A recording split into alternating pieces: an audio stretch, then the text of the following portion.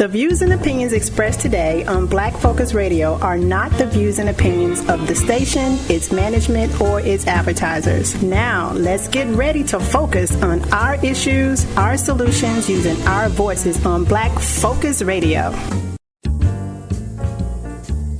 Welcome to Black Focus, the show designed with our community in mind, where we focus on our issues, developing our solutions, using our voices. Central Arkansas, surrounding areas, and the nation. Get ready. Black Focus starts right now. Phone lines open at 855-525-5683. So here's your host, David W. Coleman. Good afternoon and welcome to Black Focus Radio. Our issues, our solutions, our voices. 855-525-5683 is the number. That's how you get in touch with me if you'd like to join the show. You can also hit us up on YouTube, Facebook, and Instagram. Be sure to like, share, and subscribe. I need y'all to start sharing the show, okay? Start liking the show. We're trying to build some numbers here. I know a lot of you guys out there, y'all got millions of followers. I'm at 639 on YouTube. So I'm trying to get to 1,000. So y'all help a black man out. Let's get to 1,000, and we're climbing the ladder slowly but surely. But I want to get on up there, okay? So I appreciate everybody following the show. You can also catch the show live on joynetradio.com. We're on Mondays. Well, we let me take that back. It's not live. We post-produce the show, okay? Pre-record is a better word for it. And we play the up-to-date show on Mondays on Joynet Radio, and then the rest of the week we have reruns. Now, those of you who've been following me a while, you understand that we used to be on every day. And since my move to the DMV area, my time is limited. So I've reduced it down to one show. My goal is to hopefully get back to multiple shows. But right now, we always do a fresh show for the Monday coming up. So just be aware of that. So make sure you tell a friend. This show is updated. That's a lot of technical crap, but I thought I'd let you know because people have been asking. So we got a lot of stuff to talk about today, okay? I don't know if I'm going to get to all of this, but I'm going to try, all right? And I may have to save some for the next show. In fact, I might do another updated show before the week's out. We'll see how that plays out. But one of the things I want to talk about, our Black Fact today is going to be about Henrietta Lacks. And the reason it is about Henrietta Lacks, it's funny, we talk about heroes and heroines all the time, and everybody talks about a super serum. Nana Marvel has come out with all of its movies and so on and so forth. But I think the only human being that we know that had a super serum, or at least super sales, is this woman called Henrietta Lacks, who died back in 1931, okay? Back in the 1950s, I should say. So we're going to talk, that's going to be the Black Fact. And the reason we're going to talk about that is because I'm going to give you my experience that I had, a week ago, Saturday, at Johns Hopkins. And it wasn't very good. So I'm going to talk a little bit about that, not to be selfish, but I thought you all need to know about the famed Johns Hopkins. And as I've thought about this and spoke to people here in Baltimore, it's still fascinating to me that so many people don't know this story about Henrietta Lacks. So that's going to be the Black Fact. Then I'm going to come back and I'm going to talk a little bit about my ordeal at Johns Hopkins that still hadn't been resolved. Today we also want to talk a little bit about Ronald Reagan. I've said for a long time that Ronald Reagan was a racist, and there's been a tape that was released of him referring to black people as monkeys. Now you say, well, what's the big deal? 50 years ago. But I think it sets the tone for where we are today. We're going to get into that as well. We're also going to talk about boycotts. There's a big boycott that's supposed to take place this Friday, the 28th, Are you participating? Will it be effective? I've been talking about a particular boycott that no one seems to be paying attention to. I went out and tried to find some numbers this week. Couldn't find them, but I found something even better. That, well, I don't know if it's better, because what I was trying to find is how much money states are making off of college sports. I know there are some numbers out there somewhere. I'll keep looking, but I think I have some data that I can share with you today that will kind of shock you. Okay? Also today, if your church is not teaching Black history every Sunday, or maybe dropping in a nugget doing Bible study, as many as you all are in church, then you need to leave that church. Okay? This Henrietta Lacks story is a classic example of that. Right here in Black Baltimore. Okay, so let's see. We talked about that. What does Putin have on Trump? And also we're gonna drop a few nuggets about the measles outbreak in Texas. Yeah, y'all don't want shots? Okay, go right ahead. All right. And you know the slave auction begins in the NFL here in a couple of weeks, so all of that. We're going to try to squeeze all of that in today. In the meantime, in between time, we need to take a break for Black Facts. We'll be back in just a moment. Dynamic Black Facts. Our culture, our history, our people.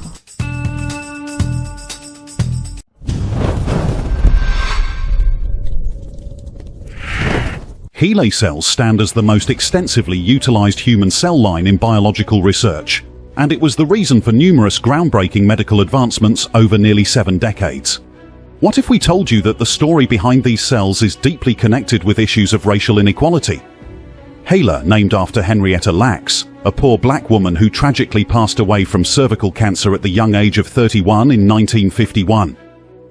During one of her medical sessions at Baltimore's Johns Hopkins Hospital, doctors took a sample of her cancerous cells without her knowledge.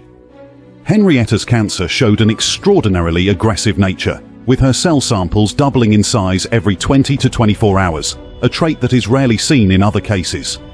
When provided with the right nutrients, these cells never die.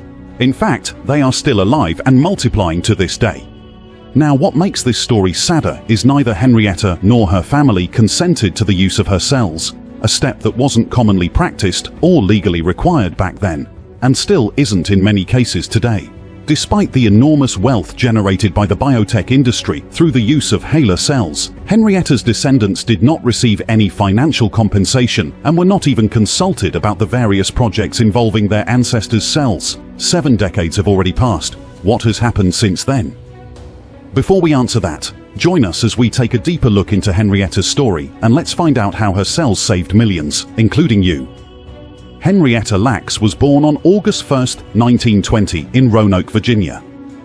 After Henrietta Lacks's mother passed away while giving birth to her 10th child when Henrietta was only 4, her father relocated with all 10 children to Clover, Virginia. This move brought them closer to their extended family and the lands where their ancestors had worked as slaves. In Clover, Henrietta's father distributed the children among their relatives. Henrietta Lacks grew up with her grandpa Tommy Lacks, who was also raising her cousin David, known as Day. While Day dropped out of school in 4th grade due to poverty, Henrietta continued her studies until the 6th grade. Interestingly, Henrietta Lacks ended up tying the knot with her cousin Day Lacks on April 10, 1941, at the age of 20. At the time, marrying cousins wasn't uncommon, especially in rural areas like where they lived in Virginia. They were then encouraged by their cousins to move to Bethlehem Steel to escape the struggles of being tobacco farmers. Following their marriage, they settled in Turner Station, Maryland, where Day worked for Bethlehem Steel at Sparrows Point. The couple embraced Catholicism and raised 5 children together: Lawrence, Lucille, David Jr., Deborah, and Joseph. Her daughter Lucille, also called Elsie, had developmental issues at the time. Around 1950, Henrietta Lacks confessed something to her female cousins. It turns out, Henrietta had been experiencing a sensation of a knot inside her abdomen, yet she didn't seek medical help.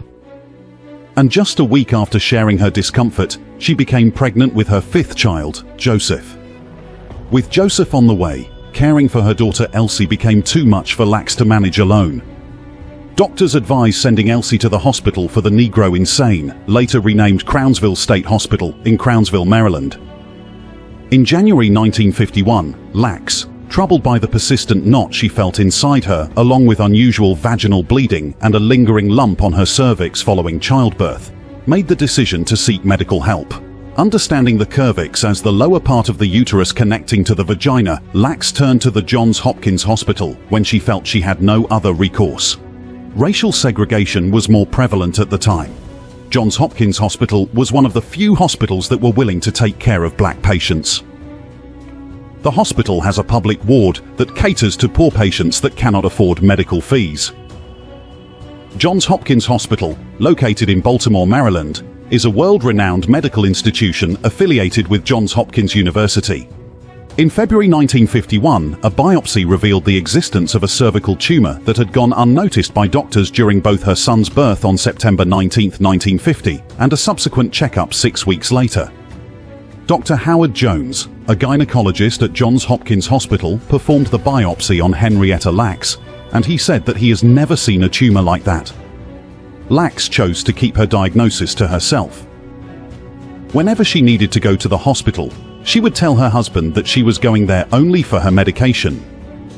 Lacks chose not to share her diagnosis with her family because she wanted to handle it on her own without causing worry to anyone else. Following additional examinations, Henrietta underwent the initial of multiple radium treatments, the prevailing medical practice at that time. This procedure involved attaching small glass tubes containing radioactive metal, known as BRAC plaques, to the cervix using fabric pouches.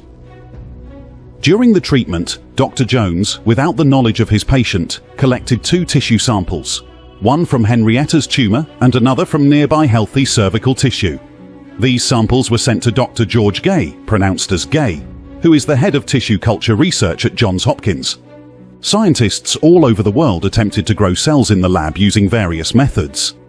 These methods included utilizing animal cells, such as those from mice or rats, or trying to culture human cells from tissue such as skin or organs. However, these attempts are proven to fail because the cells die within hours or a day. This problem was present for many decades that had passed, and it ended when Henrietta Lacks' cells were discovered. Dr. George Gay examined the cells, and he was surprised to see that these cells only continued to multiply, and within a day their number was doubled. Dr. George called his colleagues all over the world and delivered the news of the first immortal cell line. He sent samples to different scientists for free, and HeLa cells was quickly known worldwide. This biopsy taken from Henrietta Lacks produced a cell line that would grow essentially forever and was immediately distributed all over the world. While all of these are happening, Henrietta is still suffering from her battle with cervical cancer. In the beginning, a little hope was seen as the radium treatments appeared to work, with doctors noting that the tumor had vanished. But Henrietta's relief was short-lived.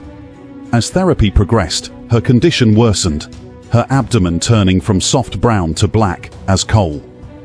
Desperate, she lifted her shirt to reveal the spreading darkness to her sisters Sadie and Margaret, a sensation she described as if the blackness be spreading all inside. Despite the efforts, the radium treatments failed to stop Henrietta's cancer's progress.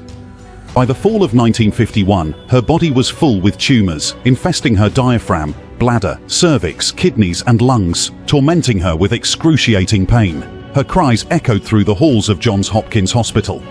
Weak and drained, Henrietta's kidneys failed, unable to cleanse her blood of toxins. Transfusions became a routine, but sadly, it is not working for her. Even morphine did not help in lessening the pain. In a last-ditch effort, doctors injected alcohol into her spine, grasping at straws as her suffering persisted. Beside her bed, loved ones are gathered. Their prayers are of desperate pleas for mercy. Among them was Henrietta's sister Gladys, who held her hand as she slipped away. In her final moments, she was able to say the words, "Don't you let anything bad happen to them children when I'm gone." Henrietta entrusted her children to Gladys's care, tears falling with whispered promises to protect them. At 12:15 a.m. on October 4, 1951, Henrietta Lacks drew her last breath, succumbing to cancer. her body is returned to Clover, laid to rest in an unmarked grave beside her mother. Soon after that, the HeLa cell line was commercialized, but it was not patented.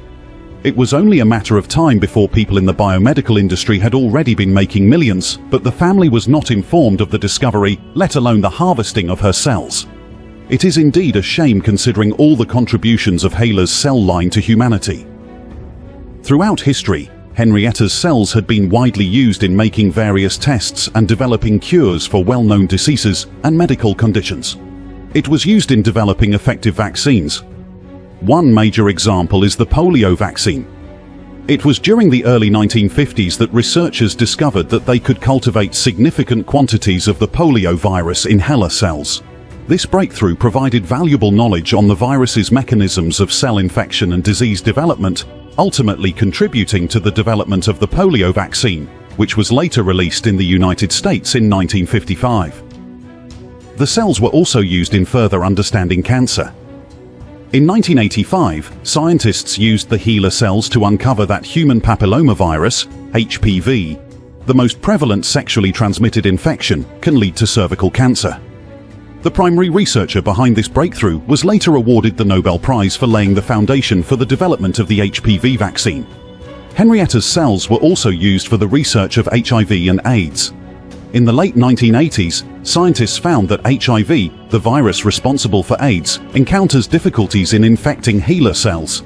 This discovery provided crucial insights into the infection's mechanisms and served as a foundation for the development of HIV and AIDS medications.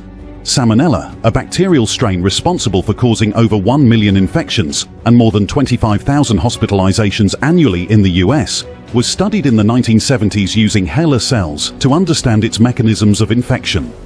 This research ultimately contributed to the development of approaches for diagnosing and treating the illness. In 1956, scientists used HeLa cells to investigate the effects of X-ray radiation on cells, revealing its potential harm, and that's why we learned how to be safe in using this technology. And just a few years ago, HeLa cells contributed to COVID-19 research by offering insights into the molecular mechanisms of SARS-CoV-2019 and the necessary components for infection. These findings are crucial pieces of information that contributed to a deeper comprehension of the virus, helping in the development of potential treatments. With this knowledge, we already know that HeLa cells saved millions, possibly more than that. The widespread use of HeLa cells in research has led to the establishment of a multi-billion-dollar industry centered around cell culture and biotechnology. HeLa cells were the first human immortal cell lines to be mass-produced for commercial purposes, leading to the development of new drugs, diagnostics, and medical technologies. These cells have been used all over the world by scientists, labs, researchers, and millions of dollars have been made. And you still have the family struggling with basic health care. Yes, you heard that right. Despite the significant profits generated from the use of Henrietta's cells, her family did not receive compensation for their contribution to science. Now, 7 decades later, has this situation changed at all? Henrietta Lacks, with her poor and uneducated background, never consented to the use of cells from a biopsy taken before her death for research purposes. For a long time, her family was unaware that her cells were still active in laboratories around the world. It wasn't until recently that they discovered her cells had contributed to the creation of the HeLa cell line, which has yielded billions of dollars. In 2013, the National Institute of Health, or NIH, finally reached an agreement with Henrietta Lacks' family. This agreement ensured that Lacks' genome data would only be accessible to those who obtain permission. Additionally, 2 representatives from the Lacks family would participate in the NIH group overseeing researchers' applications for controlled access to HeLa cells. Researchers using this data would also be required to acknowledge the Lacks family in their publications. Unfortunately, the recent agreement between the NIH and the Lacks family doesn't involve any monetary compensation for the family. Despite that fact, the agreement was still considered a moral and ethical victory for a family that has long been marginalized and excluded from recognition and participation in the genetic research facilitated by HeLa cells. But isn't it interesting that after all these years, the hidden story of Henrietta Lacks has just come to light? Meet Rebecca Skloot. an American science writer and author best known for her book, The Immortal Life of Henrietta Lacks. Born in 1972, Skloot spent over a decade researching and writing the book, which explores the life of Henrietta Lacks and the impact of her immortal cells, known as HeLa cells, on scientific research and medical advancements. Skloot's book not only shares the story of Henrietta Lacks's life and the scientific significance of her cells, but also explores issues of race, ethics, and consent in medical research.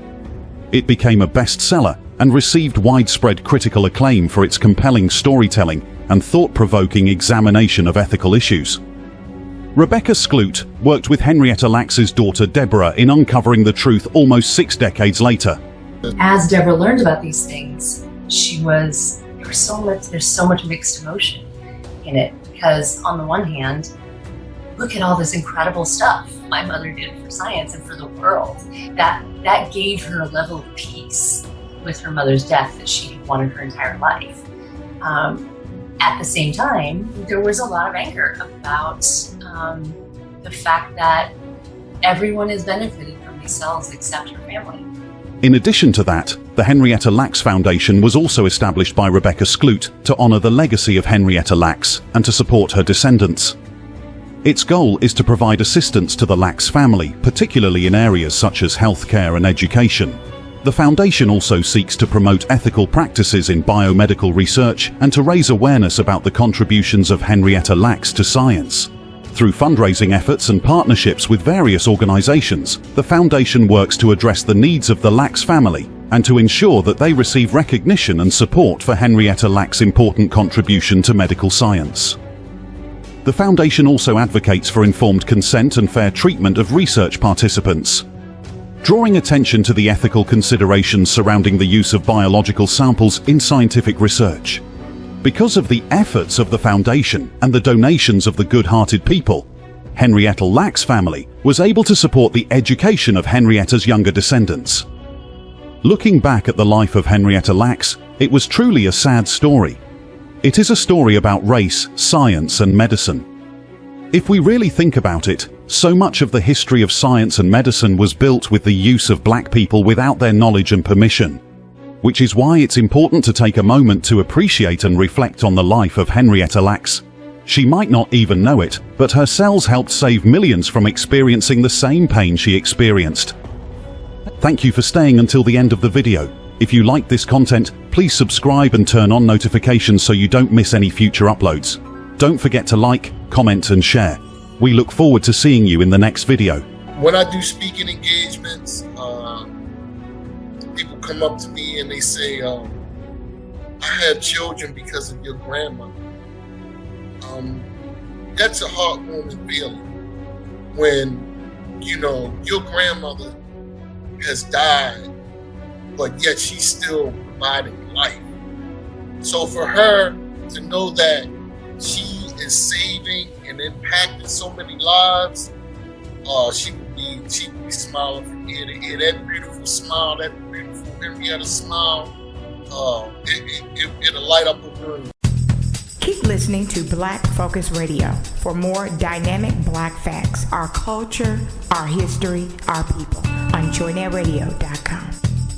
Now, if you would like to sponsor Dynamic Black Facts, don't forget to give me a call at 615-554-0568 or send me an email at blackfocusradio@gmail.com. I'd love to have you, I'd love to hear from you, so on and so forth. We got to take another quick break. When we come back, I'll tell you why playing the history of Henrietta Lacks was sparked today. Okay, it's not because of Black history, but the immortal Henrietta Lacks, I would literally call the superwoman of our time, and she continues to live on, although it was a dastardly deed that brought it to this point. Take a break, back in a moment, we'll talk about it.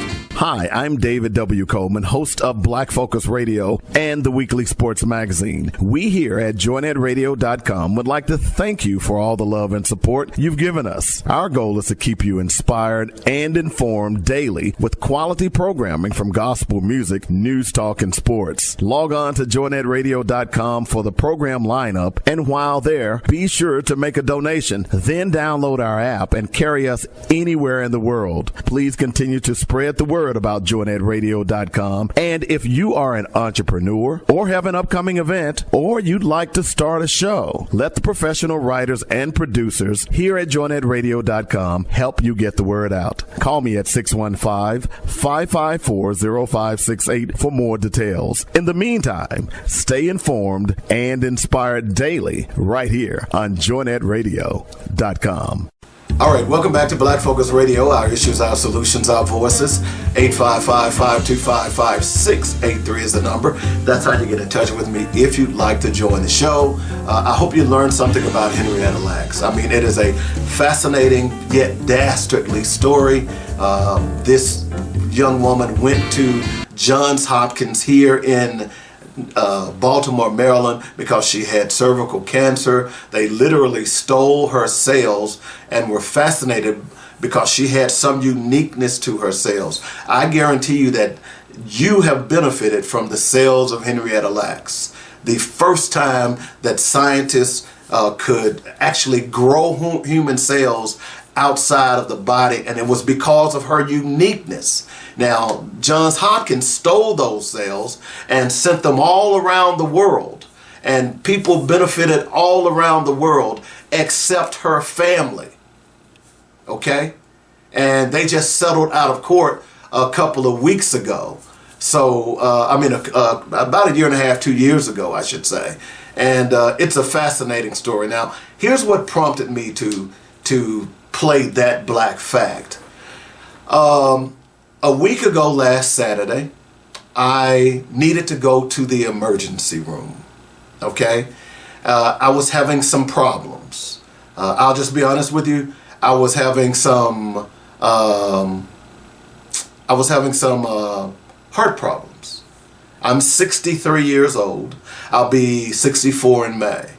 And I had been having these problems for about a week, and I was concerned, and I called my insurance company, and I couldn't find a primary care physician, which is another story altogether. So they set me up with a teledoctor, and she basically said, you probably need to go to the emergency room just to be on the safe side. And this was on Friday of Friday week.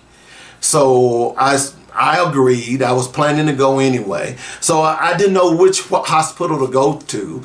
So I decided that I would choose the famed Johns Hopkins to go to.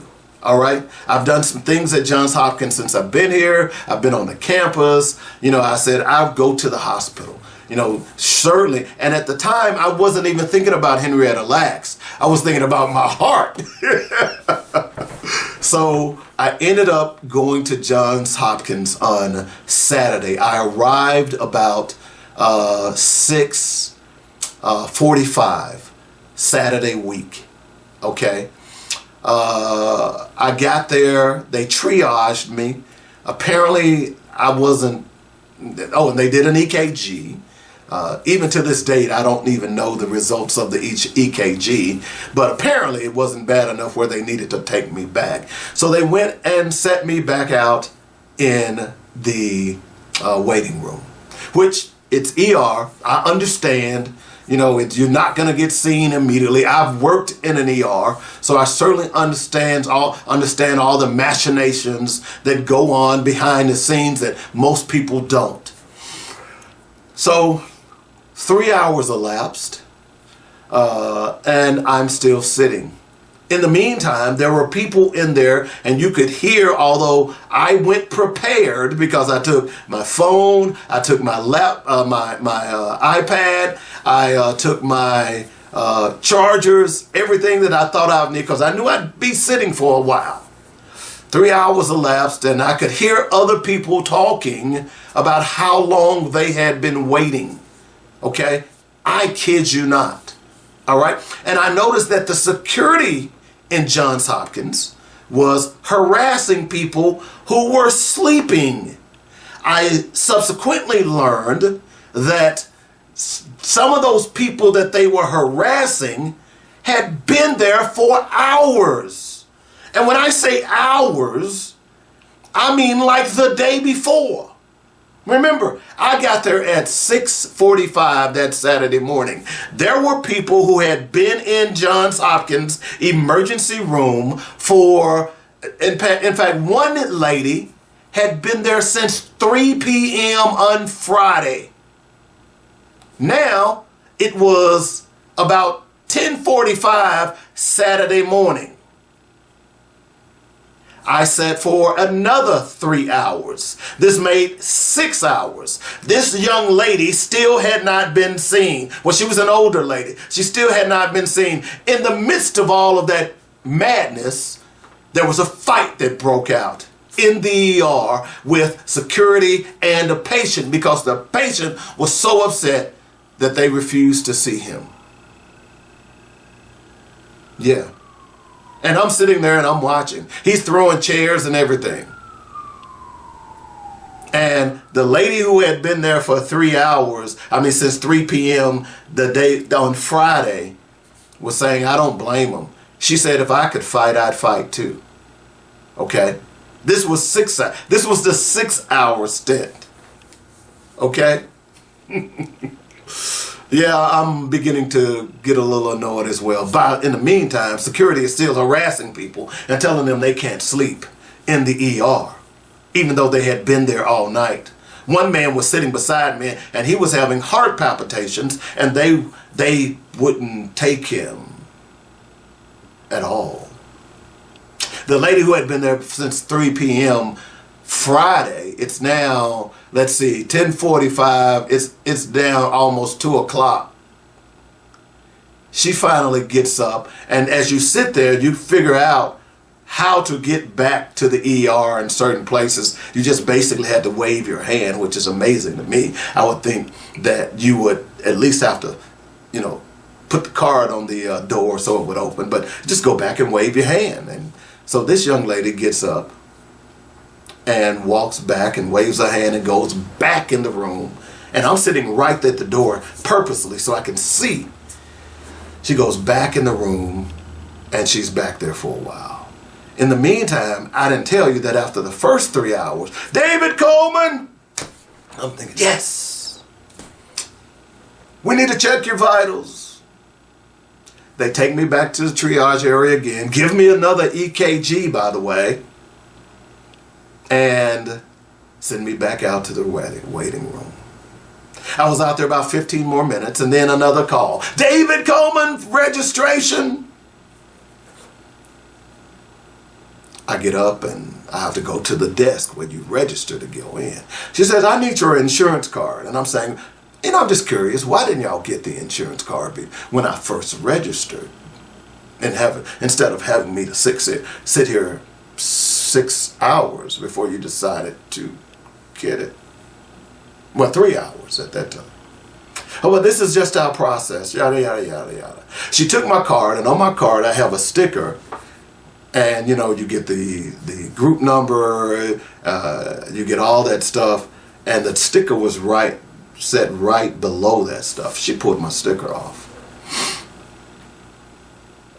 She looks at me with a snide voice and says, you want this sticker back? I said, yeah, I do. I said, if you don't mind placing it back where you pulled it off. You could have seen that information that you were looking for. Which reminds me, when I first came in, they took my social security number and they had me to write it down on a piece of paper. So I wrote it down on a piece of paper. And after they finished with it, and I understand why they were having you to write it down, because they don't want you calling it out. Somebody hears it, they can write it down, you got a mess on your hands. So I appreciated that. But then she gave it to another young lady and said, drop this in the shredder. I said, no, give it to me. And she looks at me like, you can kiss my ass. I'm just being honest with you. That's how she looked at me. She said, it's going in the shredder. I said, no, it's going in my pocket. It's my social security number. She said, well, you don't trust us? I said, I don't trust anyone when it comes to my social security number. Okay? So she gave it back to me. But see, here's the problem with that little chain of command. She could have given it to that young lady, and then that young lady, instead of dropping it in the shredder, she could have stuck it in her pocket. Because she already knew my name, because I had to give them my name when I first walked in, and the social security number. So those were some of the instances that went on, okay? So people were coming in after me, and they were getting frustrated, and so they were checking my vitals every 3 hours. After the first EKG when I first arrived, and then the second EKG at the 3-hour mark, they no longer gave me an EKG. I guess they decided, they looked at the EKG and I'm okay. I'm still having a few little heart pains, but I'm okay. Okay? So I go back and I say, at the 6-hour mark, they decided that they were going to check my stuff again.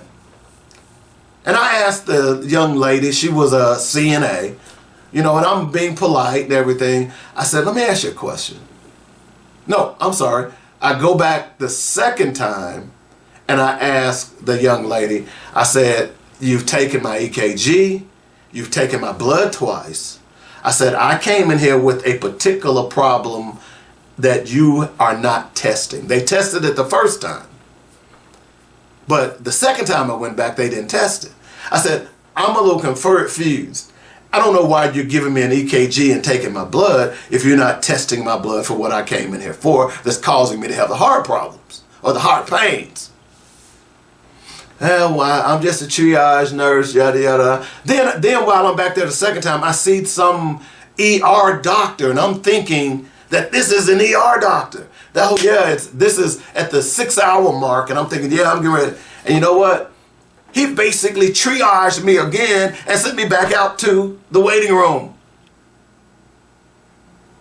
I'm like, wow. In the meantime, while I'm in the waiting room, every 3 hours, they're checking everybody's vitals. In the meantime, the lady that I talked to you about, it's about 3 o'clock now. She had been there 24 hours. I'm not kidding. I don't know how long others had been there, but I know there were people there before when I got there that were, remember, being harassed by the security department for sleeping. This young lady even cuddled up in a chair, put the coat over her face, and went to sleep. For some reason, and she was sitting right next to the security booth, for some reason they were not harassing her. And you could kind of hear that she was talking about, hey, I'm having problems with my kidneys, something that I've got an open wound or some type of stuff. There was another person that had an open wound. It was just crazy. You could hear all of this stuff. And I listened intently. And I was sitting there calm, just listening. Even one of the young women said, the person that she said, you've been here a while. She knew it because she got there right after I did. She said, you haven't said a word. I just kind of threw my hands like that and said, okay, whatever. So finally, I told you the lady gets up that had been there from 3 p.m. that Friday. It's been 24 hours. She gets up, she walks back through the room where they take the patients back. She waves her hand, the door's open. In the meantime, everybody's upset. She comes back out, and now she has on some scrubs. Apparently, and I remember her saying something about something with her kidney is leaking, and they don't even care. Those were her words. Her kidney was leaking, I guess she had some surgery, I don't know, but they don't even care. So when she comes back in scrubs, and when she went back the first time and waved her hand, she left her coat and her belongings in the waiting room. She comes back out and she picks up all of her belongings, and she says to people that she was talking to and listening, she said, I just had to show them that I was in bad shape before they would let me come back. And it's been 24 hours. She said, y'all, I got here at 3 p.m. yesterday.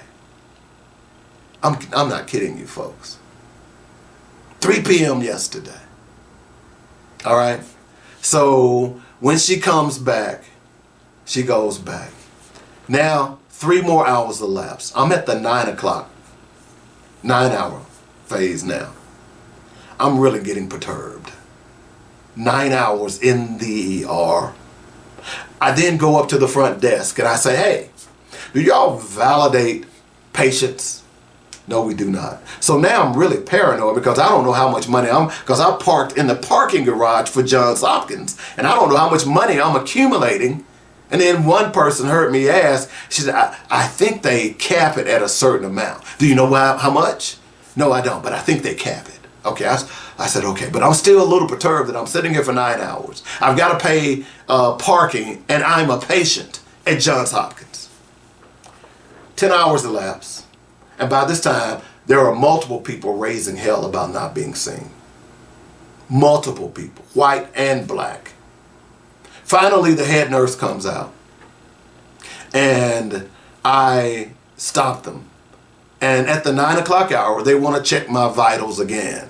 And I said, I'm not letting you check my vitals. I said, if you really gave a damn about me, you do more than check my vitals. And I'm talking to the CNA. And I said, I'm not mad at you. I said, but this is really ridiculous. People out here need to see a doctor. And we've been here for 9, 10, I'm at 10 hours now. Okay? So by this time, I know who the head nurse is because she's coming out and people are complaining to her. She finally comes out and I stop her. I said, look, ma'am. I said, I have a condition where I have to eat. I haven't been able to eat. I can't leave. I'm the only one here. If I leave, I lose my spot. I said, what am I supposed to do? She said, well, we can get you something to eat. I said, and why aren't you checking me for what I came in here for? She said, well, you want me to check it now? I said, no. And by this time, it's 10. And I said, I've been here. And she looked at my chart. She says, you've been here 10 hours and 45 minutes. I said, yeah, I have. I said, are you all going to see me or not? She said, well, right now, we're waiting to get an ER bed so you can go back and the doctor can talk to you. I said, you've been waiting for 10 hours and 45 minutes? I said, what about all these other people out here? I said, that's not my concern, but some of these people have been waiting longer than I have. So if they've been waiting longer than I have, what is the criteria? What is the pecking order here? And by the way, they kept an IV in me. I had an IV in me. So I had an IV in me for 10 hours and 45 minutes. I said, look, I think I'm going to leave. I looked at her and I said, can you remove this IV, please? She looked at the CNA. She said, I need you to remove the IV. She said, and by the way, when I refused the vitals, the CNA put on my chart, I refused vitals. Okay? So I left. Now, what's the moral of that story? You said, well, you should have stayed. You said you were having heart problems. Yeah, but no, that was unbelievable. I wanted to tell you that story just so you would know that the famed Johns Hopkins, the same hospital that stole Henrietta Lacks' sales and made millions off of them and continue to do so, that's the same Johns Hopkins I was at. Yeah. Okay. Just wanted you to know that. So if you're ever in the Baltimore area, at least the downtown Johns Hopkins is not the place to go. And here's the irony. Tell you what, we got to take a quick break. When we come back, I'm going to finish this story. All right? Because there's an irony that after I spoke with people who are employees of Johns Hopkins, you're going to be shocked, bro. Back in a moment. You're listening to Black Focus Radio, our issues, our solutions, our voices on JohnEdRadio.com. Listen! Did you miss Dr. Ernest Gill from UT San Antonio? When you're making $455 million off these student athletes and all you can come up with is $5,000, John Calipari makes $8 million a year and his players are going to get $5,000 a year. The majority of these teams were white men and white males and females. Would this be happening? And I would say no, because their families wouldn't let it happen. But we're letting our kids get pimped. Join the weekly sports magazine every Saturday, 8 to 10 a.m. on JohnEdRadio.com. Welcome back to Black Focus Radio. Our issues, our solutions, our voices. 855-525-5683 is the number. I was telling you about my ordeal at Johns Hopkins. And subsequently, I've met probably about 5 people who works at Johns Hopkins. Each one of them said the very same thing. And they said they would never go to Johns Hopkins emergency. Never. In fact, one gentleman worked in the worked in the admissions department and told me his story about how he had went. Another guy was a security guard. He told me his story and they both kind of echoed the same thing, is that it's amazing that I'm thinking that I'm going to the ER, I'm thinking they're going to see me because I'm an employee. They're going to see me first. Both of them said their wait was, one was 8 hours, the other one was 14 hours, and they never got seen. Another young lady said the same thing. Another young lady I met, she'd never been to the ER, but she told the story of how none of her friends, none of the people who are employed at the Johns Hopkins, at least the one downtown, would ever go to their ER. Wow. The 5th young lady told me that, she said if she would dare to go to Johns Hopkins, she would go to another one out north, okay? Bayview area. That doesn't mean anything to you, but I just found it fascinating that a hospital with such fame, the greatest teaching hospital, you have Asians, Hispanics, Africans, people from all walks of life, all types of countries coming to Johns Hopkins right here in Baltimore to study medicine. This is the same hospital that stole Henrietta Lacks' cells. And why I think and why I'm spending so much time on this is because of my personal issue, but also because it's amazing to me that so many people here don't even know about Henrietta Lacks and what she's done. The real superwoman of our time was Henrietta Lacks. Okay? So, just wanted to share that real fast. Let's see, coming up, we're going to talk about a little bit about the boycott. But what I want to do real fast, because I've told you all that they don't care about us. You know, there's a measles outbreak in Texas. You know, Robert F. Kennedy Jr. is now the health czar. Isn't it amazing that you have, for the first time, I think, in the history, that you have someone who isn't a doctor? Yeah, y'all got farfold, bro, and we're all suffering for it. Okay, so I wanted to tell you about that. I also want to ask the question: what does Putin have on Donald Trump? And is anyone looking into it? Because Putin clearly has something on Donald Trump. He clearly has something. We don't know what, but he's got something on Donald Trump. And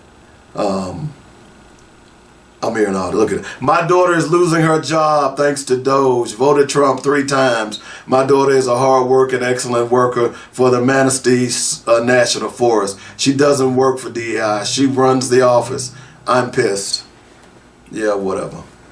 I'm not feeling sorry for y'all. Okay? See, black people have always had to live under difficult circumstances. Welcome to the club, my friends. Okay? I asked the question, and we'll get into this next hour, but I want to just quickly get to something else if I can find it.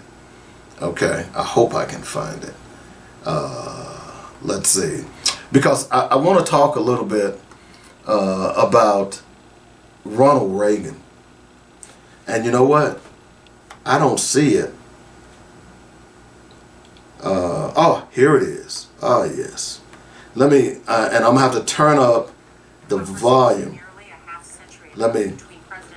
Because, and the reason I want to talk about this is I want to make sure that anyone who tries to change history, because, you know, and I'm going to ask the question next hour, if why isn't your black church teaching black history? This is a classic example of that, because there have been people who have been trying to change the history of Ronald Reagan. And we cannot allow that to happen. And the only way that we can stop that from happening is that we have to teach the truth. So I want y'all to hear this, and then we'll talk about it a little bit before the top of the hour. And future President Ronald Reagan. The recordings were released by the National Archives, and they capture the two men using racist language. Here's White House correspondent Paula Reed. President Richard Nixon recorded himself talking to then California Governor Ronald Reagan in October 1971, the day after the United Nations voted to recognize the People's Republic of China. Reagan had phoned Nixon at the White House to vent his frustration at African delegates who celebrated the vote. Last night, I tell you, to watch that thing on television, to see those monkeys from those African countries, they're still uncomfortable wearing shoes.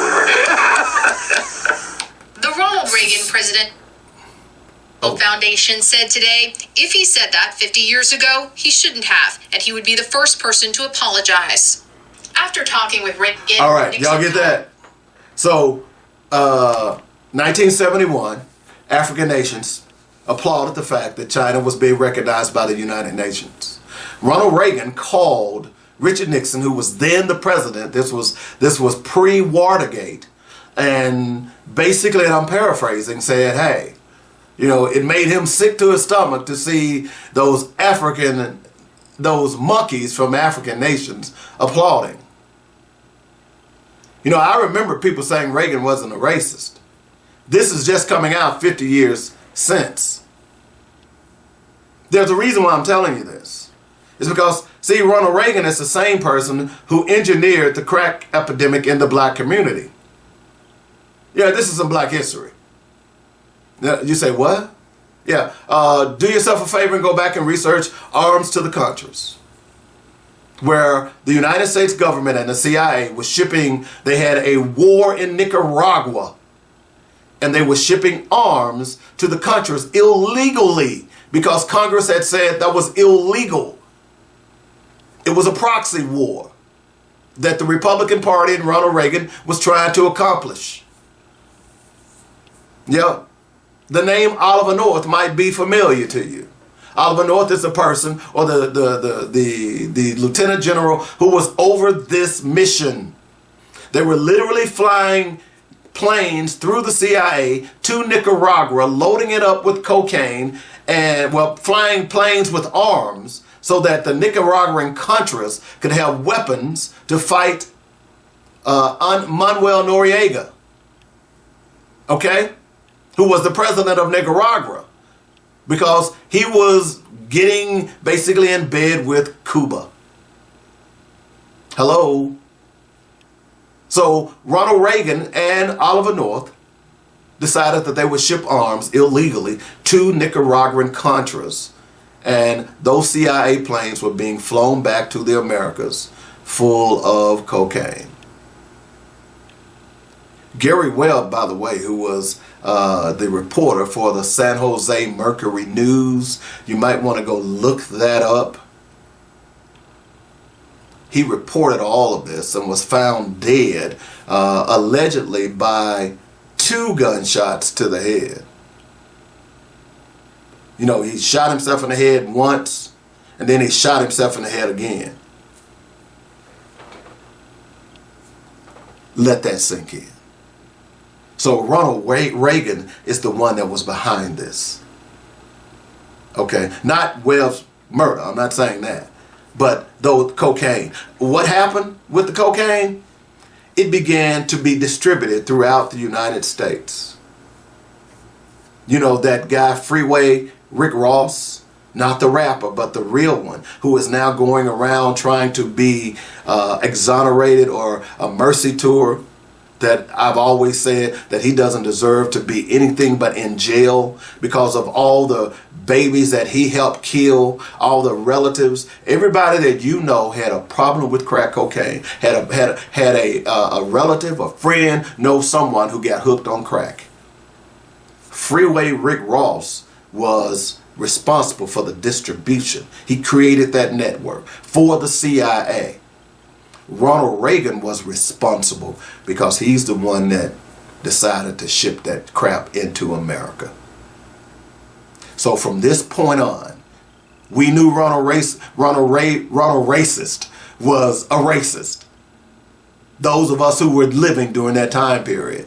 This audio tape only supports that.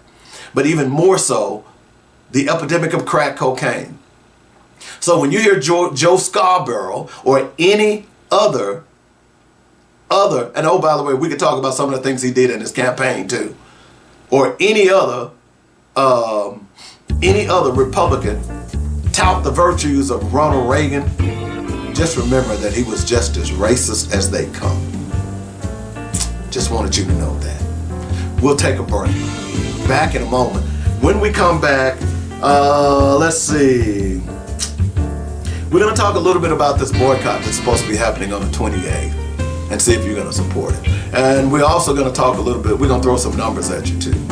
All right? I've got the boycott of boycotts that will break their backs. I've been talking about it if you've been listening to the show. Back in a moment, it's the top of the hour. Black Focus Radio, our issues, our solutions, our voices on joynetradio.com.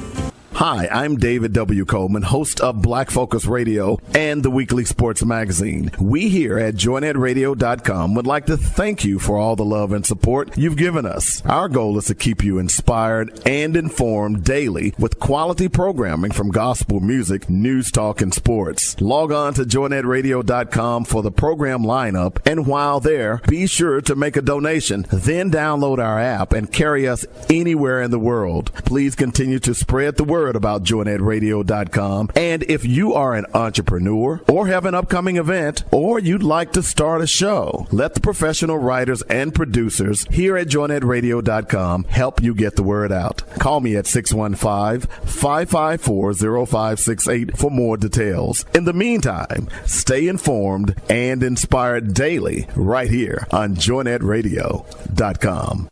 Listen! Did you miss Dr. Ernest Gill from UT San Antonio?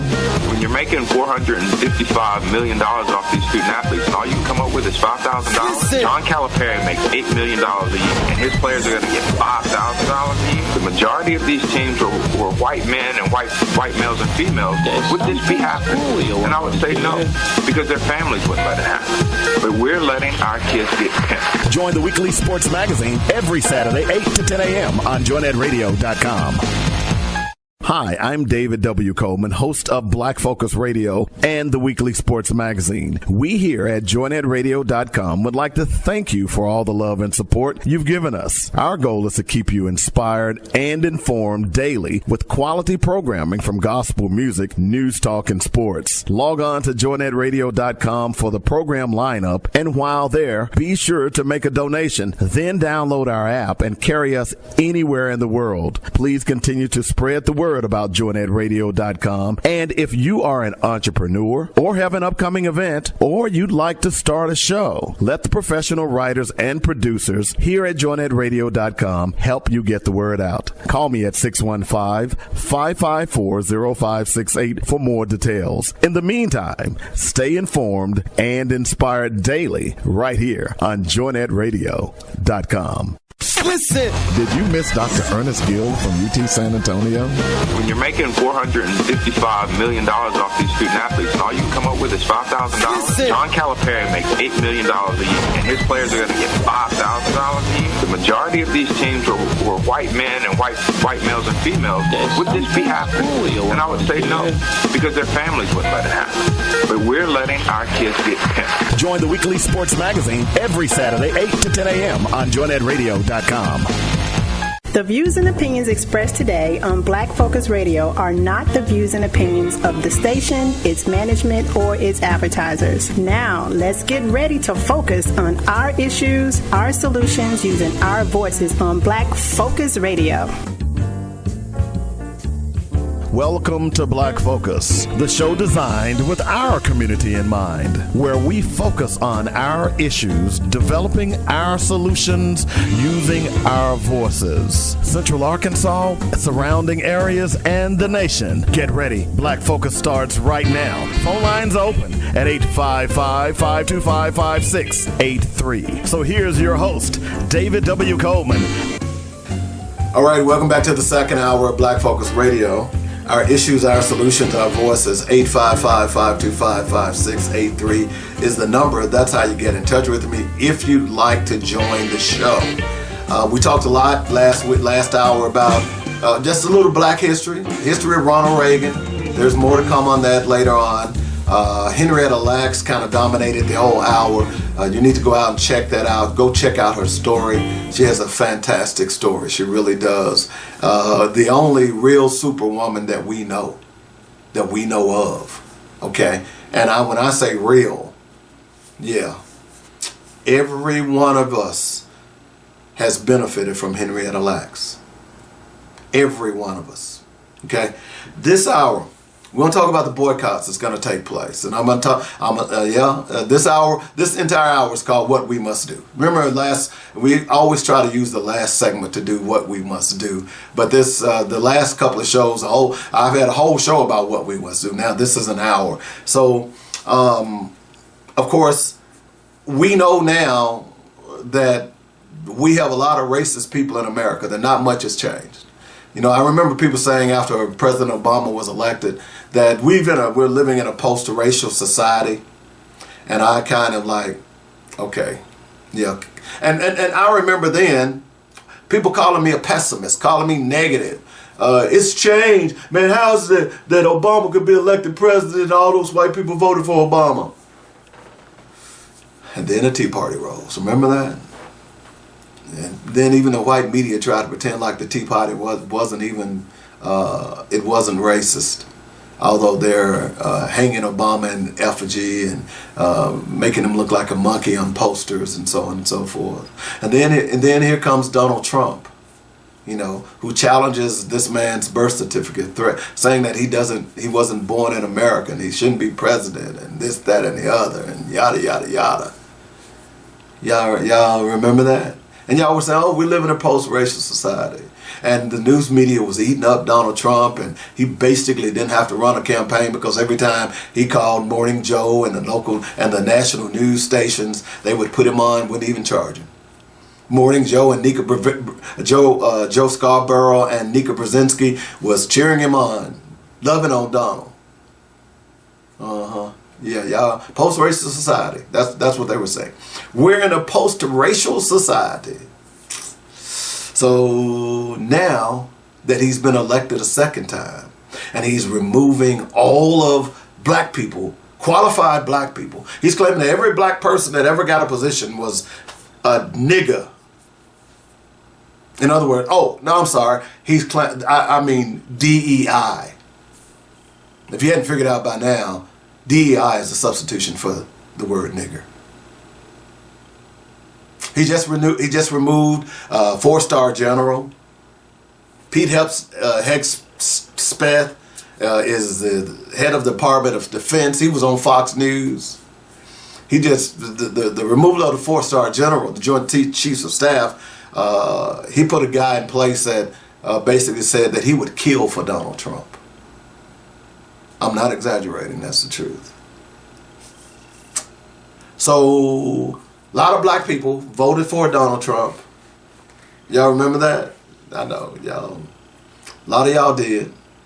They're awful quiet now. You don't see them on Facebook anymore. You don't see them posting on Instagram anymore. You might see one or two of them. Even the black politicians who was carrying Trump's jockstrap, small jockstrap, you know. They thought that they were going to get a place at the table. They didn't get crap. You know, see, what they didn't understand and what black Republicans don't understand is that Donald Trump thinks you are a nigger too. I mean, a DEI hire too. Hello? I don't care if you get mad. You know I'm telling the truth. So now everybody they're genuflecting and they're worried and they're scared. And although we tried to tell them about Project 2025 and all the stuff that this racist was going to do, don't forget about you will not replace us. Remember that march and the first Donald Trump, in that first stint in the White House? Remember January 6th, and y'all voted for him anyway. That's why I read that piece by that white lady about her daughter losing her job now. She's not DEI. In other words, she's not a nigger. She's white. She's lost her job too. Oops. I mean, she's not a DEI. That's what she said. Excuse my vernacular, but I got to be clear today. So y'all are upset.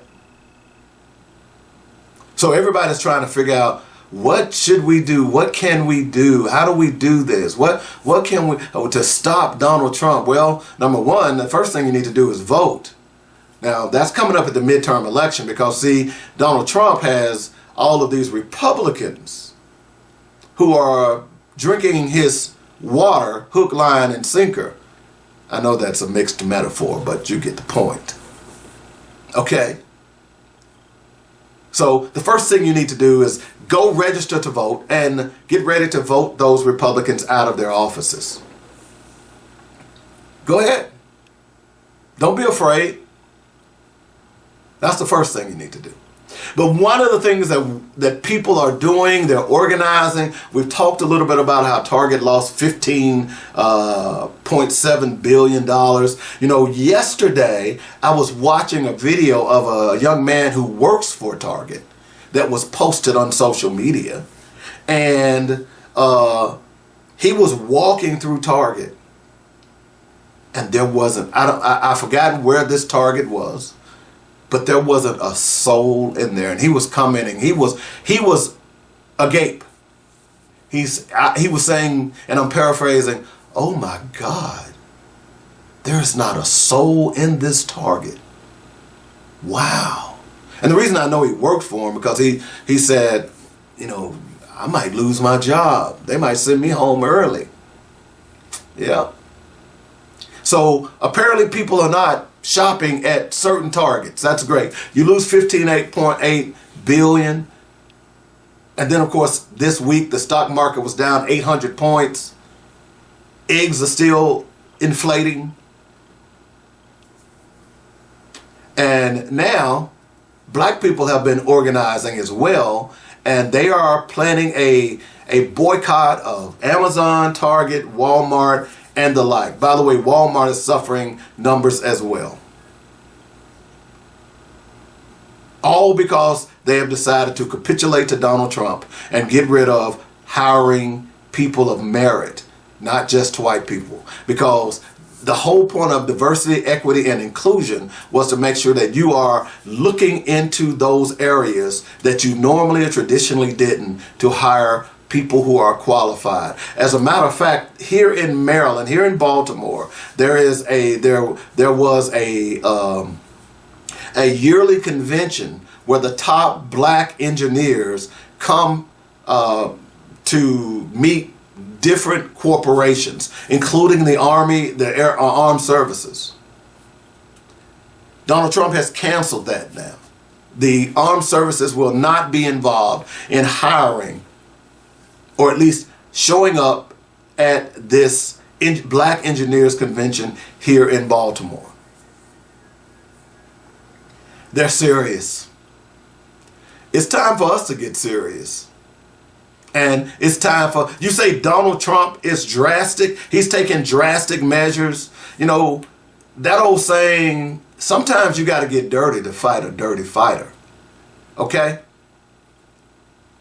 You got to get dirty. And Donald Trump is dirty. He's proven to you that he's dirty. And us praying about it, shaking hands, holding hands, and singing "We Shall Overcome" is not working. It never did. That's why we're still in the predicament that we're in. So I'm thrilled to hear that people are talking about boycotting. But what would a one-day boycott mean? And are you going to participate? I will tell you that I'm basically already participating because, I told you a couple of weeks ago that I decided not to renew my Sam's card and decided to get a Costco card. Now, I will tell you that there are 2 Sam's within 9 minutes of me. In order to get to Costco, I have to drive 17 minutes. It's further away. But I decided that I would not renew my Sam's membership. And I try to avoid going to Walmart at all cost. Okay? I can get Costco gas. I don't have to worry about Sam's gas. But I try to avoid it at all cost. So I think boycotts are good if they are targeted. Now, after the 28th, which is where the boycott is going to begin, and there are some subsequent boycotts coming up as well. I don't know the dates of those. I just know the 28th, and I think a lot of people chose the 28th because it's the last day of Black History Month, which reminds me that Donald Trump decided that they're not flying any Black History flags on any federal property. They're not even recognizing Black history. They did that to some of the other flags too. Now, rumors are that you can fly MAGA flags and you can fly Confederate flags. I saw a report about that. So the boycott is Friday. Are you participating? I am. It will send a small message. It's not going to send the message that you think you are, because here's what's going to happen is that those retailers are going to say, okay, you'll be back. Where else are you going to go? And they're right. Because you know why? We have not built our own businesses. You see, Hispanics could survive. Because have you ever been in a store that was mainly Hispanic? I have. You know, the labels are in Spanish. The announcements are in Spanish. The music that is playing in Spanish. Have you ever been in one of those stores? All of their stuff, at least the majority of them, comes from outside of the country. Mexico, Venezuela, whatever the case may be. Sometimes I go to Hispanic stores to buy peppers. If I can't find my peppers that I need for my product, I'll go to Hispanic stores. Okay? The Scotch bonnets. Now you can go to Jamaican stores here. They're much more prevalent here, but when I was living in Little Rock, you didn't have a lot of Jamaican stores. So the other place you could go was the Spanish store. So they can survive. We can't. So the retailers know you're going back.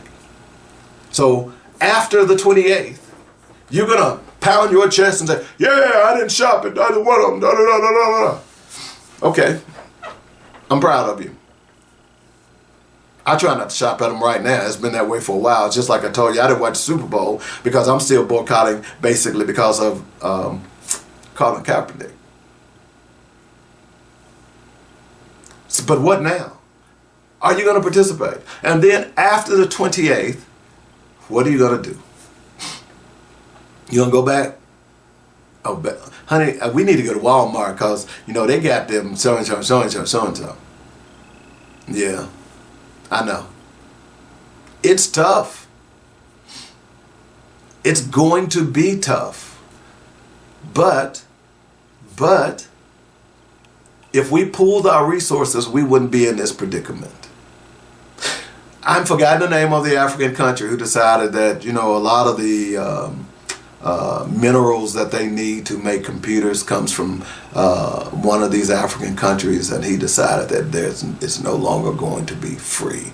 And he challenged Donald Trump and said, hey, if you're going to talk about our country and you're going to put tariffs on our goods, we're going to reciprocate. Every African country should do that. It kind of takes me back to what Nixon and Reagan was joking about when calling them monkeys. suggesting that they can barely, they can't even wear shoes. The more I think about that, the angrier I get. What would happen if Africa closed its doors? I mean, all 56 nations in Africa. What would happen if they closed its doors? Hello? You see, the problem is that white supremacy has been great over the centuries in pitting African nations against one another. All of a sudden, the cartoon, the political cartoon pops in my head. There's a black man and a Hispanic man sitting at a table. In front of them is an empty plate. Another person sitting at the table is a white man. In the middle of the table, there's a plate with one cookie. And the white man says to both of them, he is going to take your cookie. And in front of the white man is a plate full of cookies. You all get that? Let that sink in. You'll get it here in a moment. What would happen if Africa closed its doors? We're going to see the commitment this Friday of black people. How committed are you?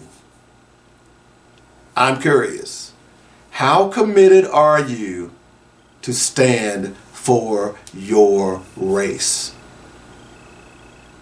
This Friday is going to be a barometer of that fact.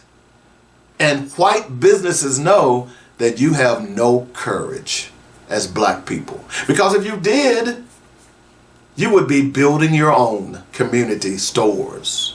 You would be making sure that the $1.8 trillion that you spend annually, that 10% of that money is going to black businesses.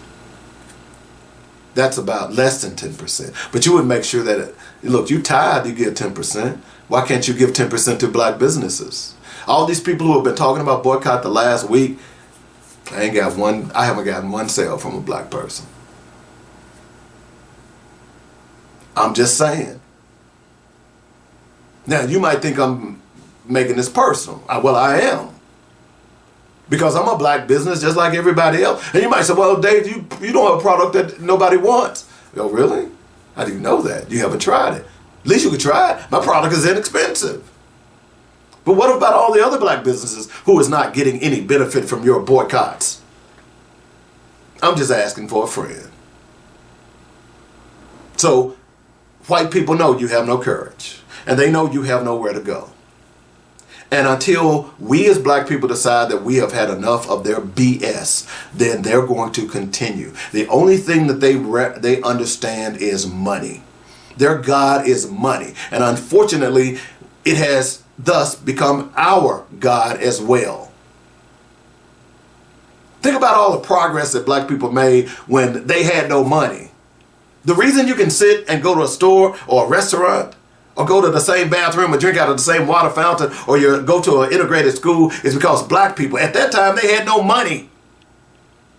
How did they accomplish this? Because they banded together for the one time in our history. All of the organizations, SNCC, NAACP, the Urban League, it goes on and on. The Black Panther Party all came under one umbrella to fight for one cause, and that was freedom for the black man. See, they know you're not going to do it because you got to get yours. You got to get your designer purses and your designer shoes and your designer perfumes and colognes because you got to be good looking. You got to get that fancy car. You see, if you're serious about boycotting, that means boycotting everything white. Everything. That will send a message. Doing it one day, Remember what I said last Monday? Symbolism over substance without activism means nothing. Yeah, forgot about that saying, right? Again, symbolism over substance without activism means nothing. And see, the verb at the end, activism, means that you are doing something.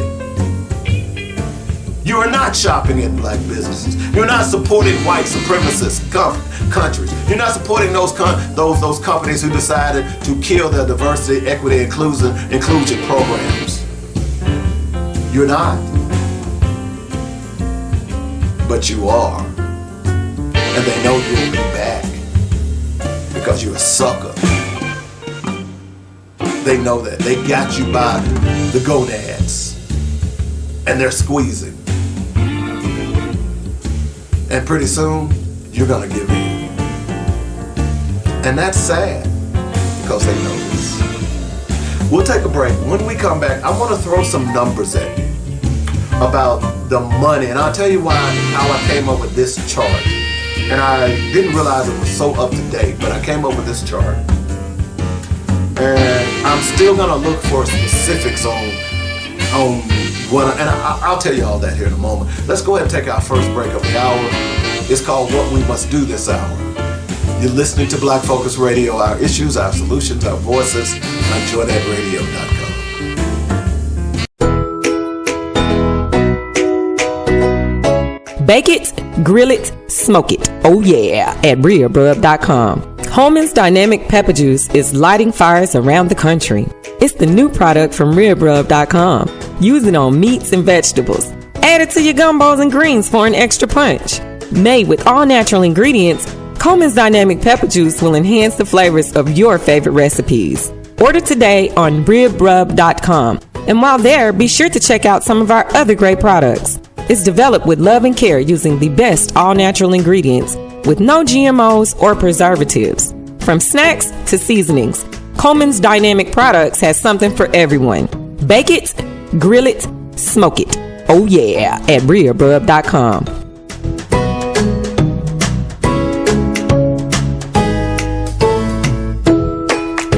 Hey, beautiful. You look gorgeous. Are you doing something different? There's a healthy glow about you. Thanks. I'm just my natural self. Come on. What's your secret? Okay. Since I found SkinTentional.com, I've been getting a lot of those comments. SkinTentional.com? Yes. SkinTentional.com is handcrafted, luxurious natural baths and body care products. Crafted for those with a designer's taste for high-quality skincare products, but won't break your bank. From body butter to oils and soaps, SkinTentional has something for everyone, including the man in your life. Get your man some beard balm and oils. And yes, they offer body butters and soap for him as well, without making him smell like flowers. Go to SkinTentional.com and check out their amazing products.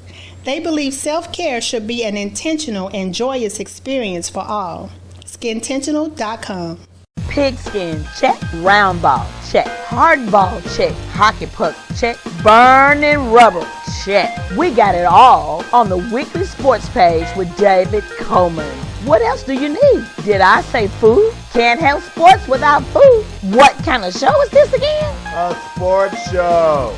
Oh, okay. Pass me those rib nuts. Yeah, we do have it all and a whole lot more with me, Dynamic David Coleman, on the weekly sports magazine. All right, welcome back to Black Focus Radio. Our issues, our solutions, our voices. 855-525-5683 is the number. That's how you get in touch with me. Also, send me an email at blackfocusradio@gmail.com. A lot of stuff to talk about today. We'll continue to talk about it as we move forward. We've talked a lot about the history of a tragic situation that we all ended up benefiting from here in the Baltimore area. And now we're talking about the boycott that is proposed on the 28th, coming up this Friday, and whether or not you will support it and whether or not it will make a difference. My argument is that it won't. It won't, because they know you're going to go back. And see, the sad thing about it is not what they know. You know you're going to go back because you're so brainwashed that I got to go to my top. I got to go to my, we even named it or gave it a fancy name, Tarjay. the wall that is the marked. I know it's stupid, man. But will it make a difference? I want to tell you that if you're serious, because as it's going right now, you know, I remember growing up when so many people, when my mom would say that, and God bless her soul, we're coming up on the anniversary of her death, and we'll have a tribute out for her here real soon. But I remember when older people would say, they're just going to turn back the clock. They never did, because they never could. They're doing it right in our faces right now, and there's nothing we can do about it. That's the sad thing about it. But there is. There is. So I was driving today, and I was trying to figure out a way to impress upon you the money and how important we are. Okay? And I was thinking about the boycott, and you know, as you all know, if you've listened to the show any, I've advocated boycotting college sports. It's not getting any traction because I'm a nobody. Maybe someone will pick it up. I'm going to send, I've been sending stuff to various people. I heard a minister on social media the other day talking about boycotting on the 20th, and he was speaking passionately and made a lot of sense. But again, I say, what difference is it going to make? Okay? So it came to me because remember last week and 2 weeks ago, I talked about, and I was just looking at the college basketball top 25. Okay, and I wanted to make a point about that top 25, and 8 out of the top 10 schools at that time, when I looked at it previously, was in red states. Okay, and what I'm doing here now, let's see. I should have looked this up, but let's see here. I want to try to go back and look. Oh, here it is. Here it is. Okay. I want to go back and look at college football. Okay. So Ohio State, red state. Well, let me just do it this way. Notre Dame, red state. Oregon, blue state. Texas, red state. Penn State, red state. Georgia, red state. Arizona State, blue state. Boise, red state. Tennessee, red state. Indiana, red state. So 8 out of the top 10 schools that finished the AP top 25 in football all were red states. 8 out of the top 10. 8 out of the top 10 in college basketball today are red states. So I started thinking, I said, I wonder how much states make off of college sports. Because, you know, there are states that have multiple schools. Okay? There are states that have multiple schools. So I started querying the internet and couldn't find anything because I started looking yesterday. I'm going to keep looking because I want to know that number. And the reason it's important is because a lot of states have multiple schools that are in the NCAA. Let's give you an example. The state of Texas. You've got Texas Tech, Texas A&M, you've got Texas, you've got Baylor, you've got SMU. They've got 7, 8, 9 schools in that state. A lot of these schools have at least 2. A lot of these states have at least 2 schools that are NCAA considered schools. And what you all don't understand is that those schools, many of them have to pay taxes on their revenues to the states. That's why when you buy a ticket, they charge you taxes. Hello? The question is, And the question that I was trying to get answered is, how much money do states make off of NCAA college sports? Now, I stopped it at NCAA college sports, but remember, there are other levels of sports that your state makes. I mean, your state has and makes tax revenue off of those. I wanted to know. So as I was doing some research, I came up with this document. Okay? And it has 205 colleges. And by the way, and what makes this document so great, it was published by USA Today. And it was updated on March 14th, 2024.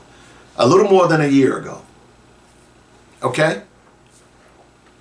And it lists all of the schools, these 205 states, and the total revenue that they have earned off of college sports. I want to give you the top 10. Okay? Is that okay with you? And I'm going to give you the number. Now, before you start trying to do math and all this other stuff, yeah, they take in money and they have to expend money. You know, Title IX and all that stuff, they got to cover all that. But I found it fascinating. And when you go back down and look at this, because I was thinking about, you know, the Congress lady who's from Alabama, who's a Republican, who is now begging Donald Trump not to cut the funding or at least exempt her state because Alabama is the largest employer in the state of Alabama and they're going to have to fire people. Hello? Or remember Charles Grassley saying this, asking the same thing because Iowa is going to have to fire people, the University of Iowa, and the corn subsidies are going to take a hit. Remember that? Yeah, y'all fawfoed, didn't you? Yeah, y'all find it out. Sometimes it ain't good to just follow the leader. It's not good to be a lemming. But I want to read these to you. I'm going to give you the top 10 in descending order. Or is it? No, it's ascending order. From 10 to 1. All right? And there are other schools here. I mean, it's. And by the way, if you want to see this document, it's posted on my wall. Go check it out. Because this buttresses my argument about if we simply stop playing for them and entertaining them, we could bring them to their knees. You just heard me talk about the Congress people who are begging Donald Trump not to go through with the cuts because they know how it's going to hurt those schools, that state. Number 10 is Oklahoma. Red state. Here's what their total revenue in athletics was. $177,320,217. Number 9 was Penn State. They voted Trumpy. Red state.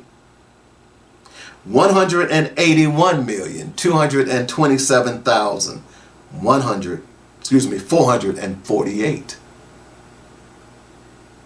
Number 8 is Florida. Red state. Good old Ronnie down there.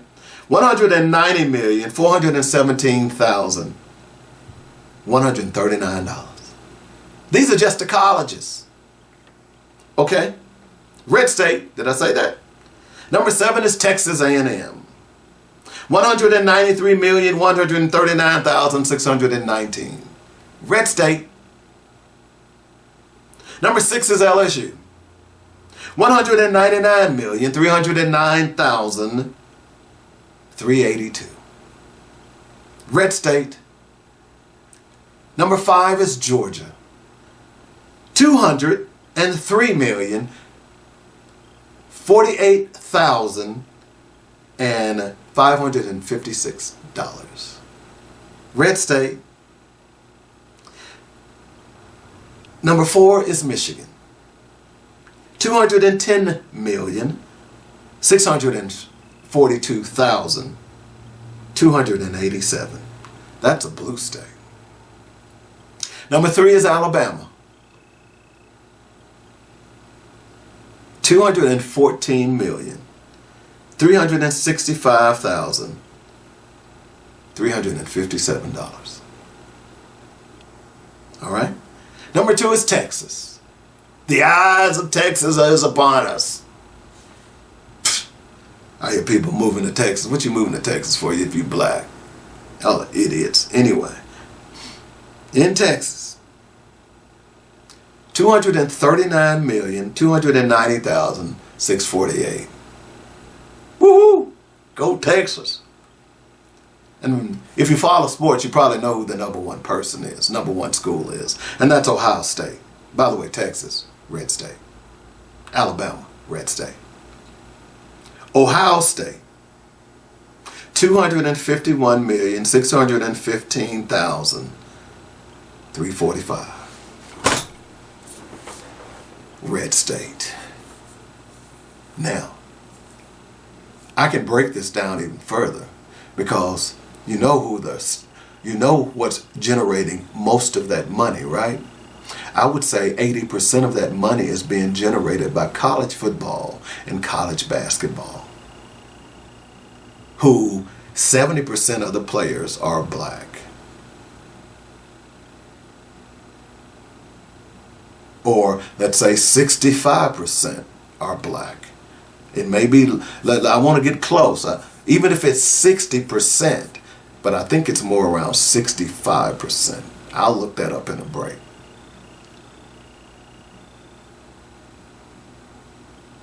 Now, you talk about a boycott on the 28th. The biggest boycott that we should be doing is the NCAA tournament.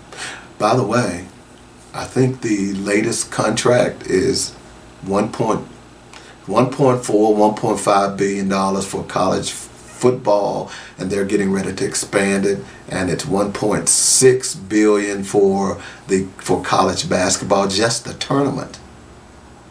We're talking about the playoffs in a tournament. We're not even talking about the revenues that they get from the games of the week, college football and college basketball. All of that money is being generated by black people.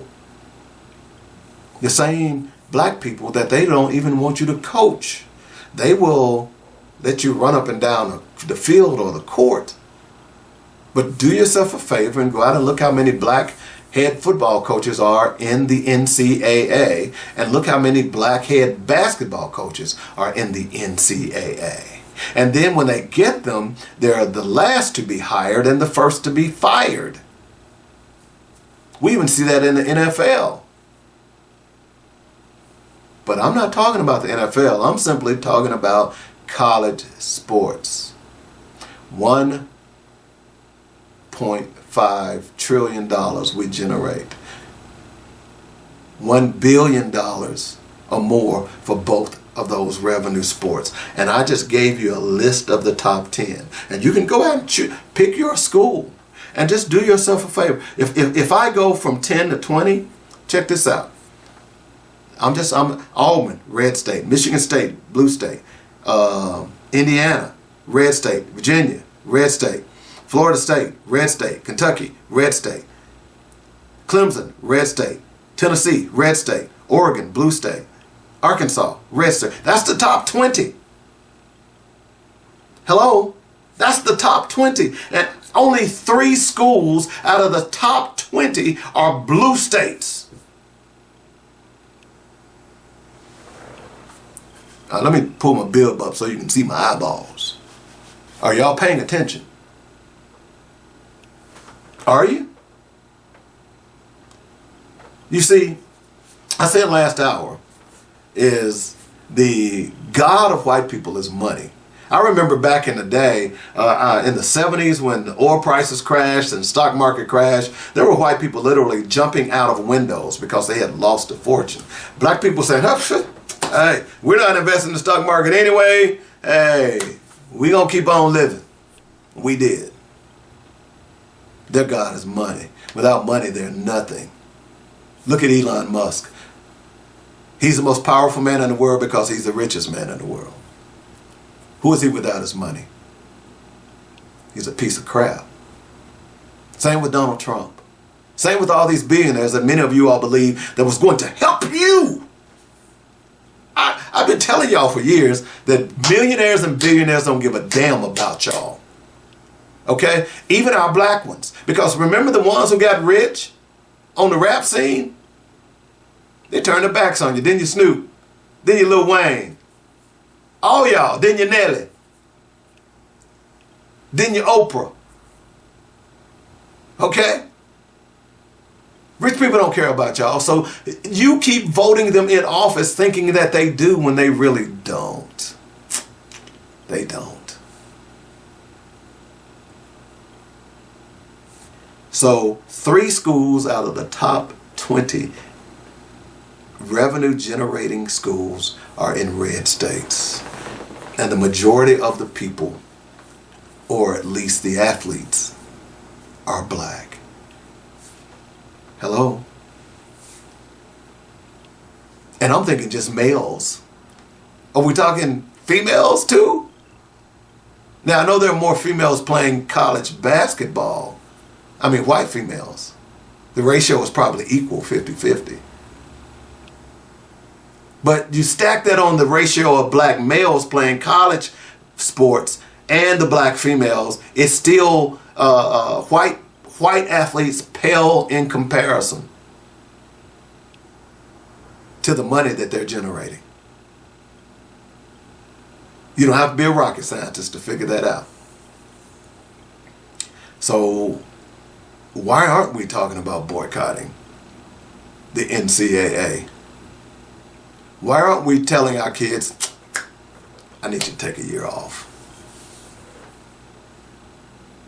until we get some justice? I asked you all last week, do our kids have the courage that their ancestors had?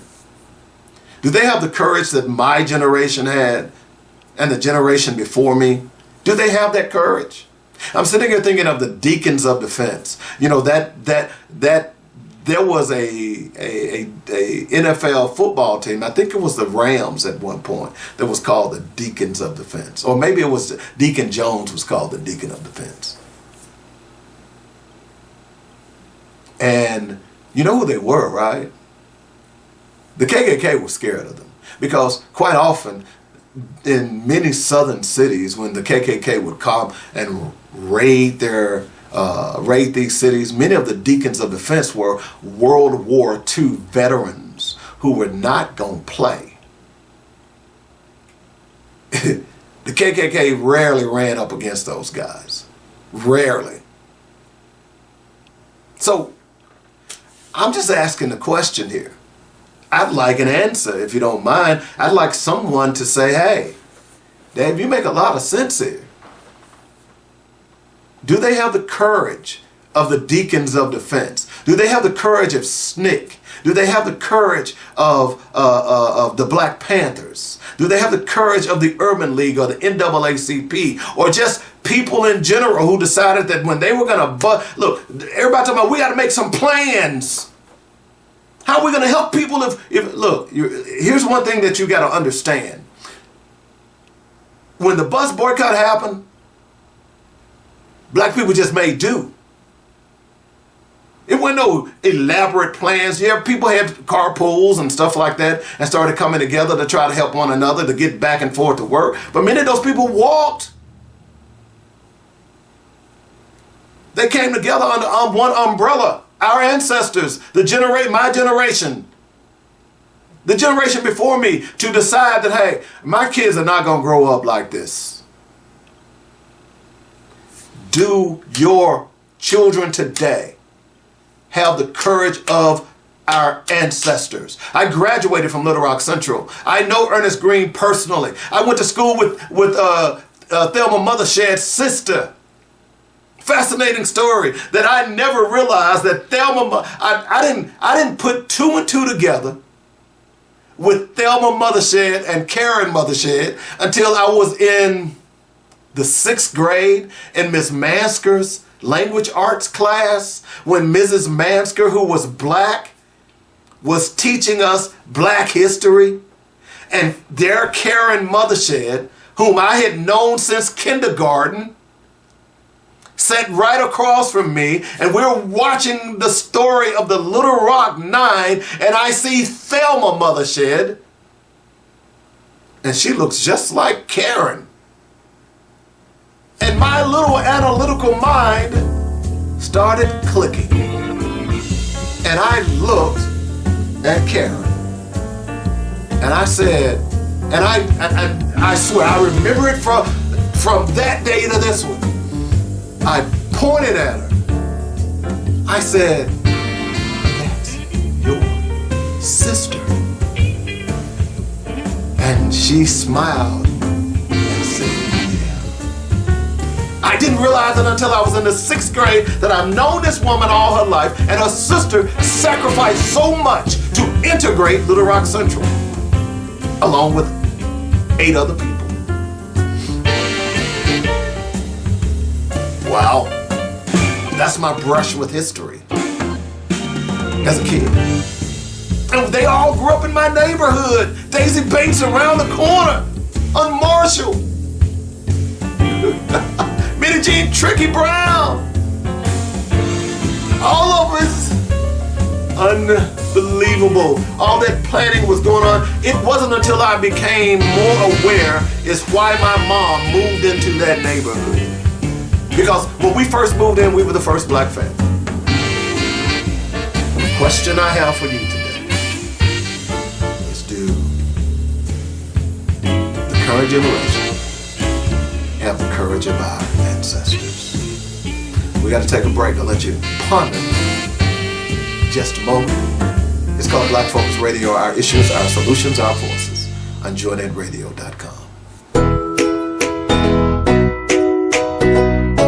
Bake it, grill it, smoke it. Oh yeah, at RearBrub.com. Holman's Dynamic Pepper Juice is lighting fires around the country. It's the new product from RearBrub.com. Use it on meats and vegetables. Add it to your gumbos and greens for an extra punch. Made with all natural ingredients, Coleman's Dynamic Pepper Juice will enhance the flavors of your favorite recipes. Order today on RearBrub.com. And while there, be sure to check out some of our other great products. It's developed with love and care using the best all-natural ingredients with no GMOs or preservatives. From snacks to seasonings, Coleman's Dynamic Products has something for everyone. Bake it, grill it, smoke it. Oh yeah, at RearBrub.com.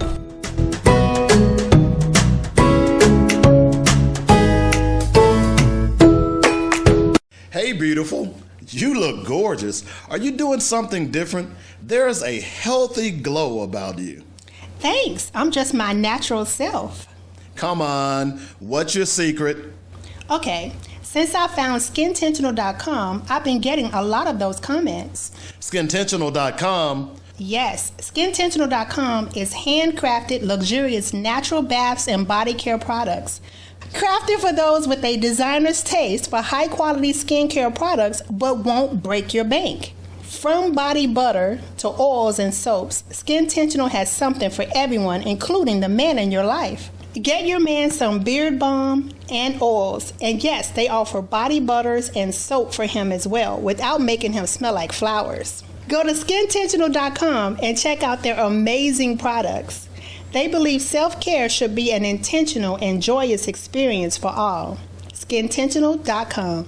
Pigskin, check. Round ball, check. Hard ball, check. Hockey puck, check. Burning rubber, check. We got it all on the weekly sports page with David Coleman. What else do you need? Did I say food? Can't have sports without food.